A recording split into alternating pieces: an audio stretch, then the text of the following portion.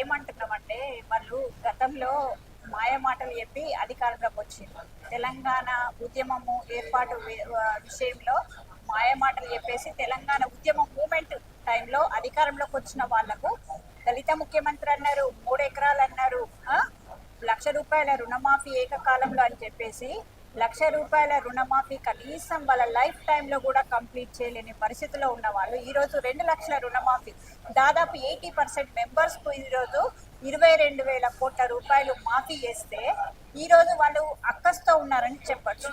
ఎందుకంటే 9 ఏళ్లలో వాళ్ళు చేసింది దాదాపు 27,000, కానీ మేము 11 నెలల్లో కంప్లీట్ చేసింది 22,000. అంటే వాళ్లకు మాకు తేడా ఉందో ఒకసారి చెప్పాలి. రుణమాఫీ ఏదైతే రైతు భరోసా విషయంలో వాళ్ళు కొండలు పుట్టలు రియల్ ఎస్టేట్ మాఫియా కూడా దారదత్తం చేసిండ్రు.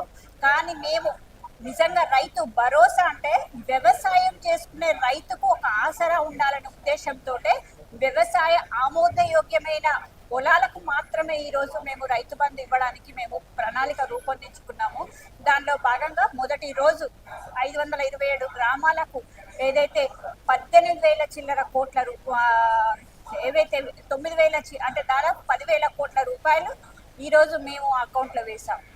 అదేవిధంగా ఏదైతే 10 లక్షల ఎకరాలకు ఒకటే రోజు రైతు బంధు వేసాము, రైతు భరోసా వేసాము, వాళ్ళకు అసలు రైతుల గురించి మాట్లాడే హక్కు లేదు. గతంలో పండించిన పంట కొనే నాదుడు లేకుండా ఆ రోజు రైతులు అనేక మంది కళ్ళాల మీద చనిపోయిన సందర్భాలు ఉన్నాయి. కానీ మేము పండించిన పంటకు బోనస్ ఇస్తూ 500 రూపాయల వరకు బోనస్ ఇస్తూ తీసుకున్న సంఘటనలు చూస్తున్నాం. డైరెక్ట్గా ప్రభుత్వమే కొనుగోలు చేసే విధంగా యంత్రాంగాన్ని రూపొందించుకున్నాం.